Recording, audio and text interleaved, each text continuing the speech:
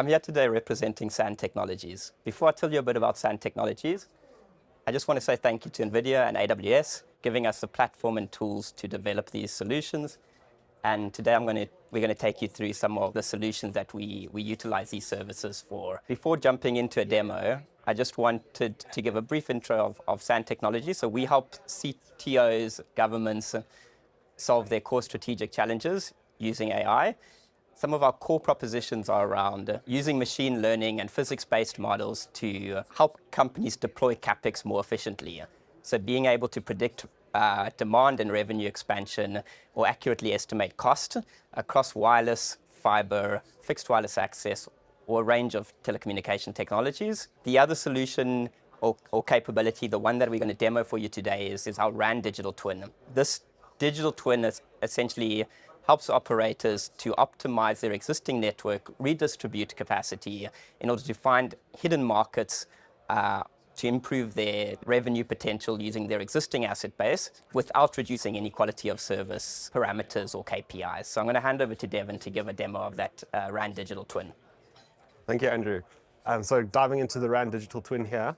So for us to model the 3D signal landscape, we require a set of inputs that go into our radio frequency propagation engine. The first one is called the digital terrain model, detailing the height of the ground at any point across the grid. The second is our digital surface model, detailing the height of the ground and the total surface, so it could be a building or a tree. And then a clutter classification model, so at each point in the grid, is it a tree, a road, or a water body, and so on. And finally, we take in all the existing site locations together with their configurations and antenna parameters so that we can model the signal landscape. Combining all of these together, we can then produce the RFP output. And here we have it for the area of Cape Town, South Africa, with a strong signal in blue and weaker signal in orange. And you can see strong signal propagating out towards the harbor area of the V&A waterfront.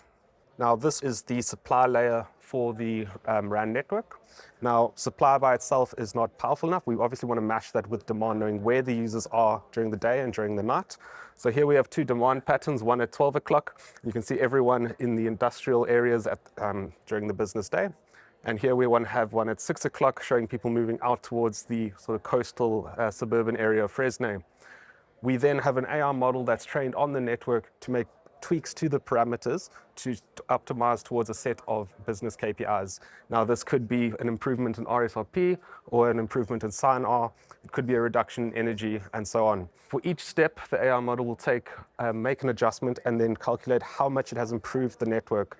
Over thousands of steps, thousands of simulations, the AI model will eventually converge to an optimal set of configuration parameters. Once the AI model has converged, it will then provide these parameters to the operator so that he can make these changes. So you can see here, the default azimuth of 164 is then suggested to be 184. So this takes in all of the antennas across the network and finds the optimal set of configurations to maximize the KPIs provided by the operator.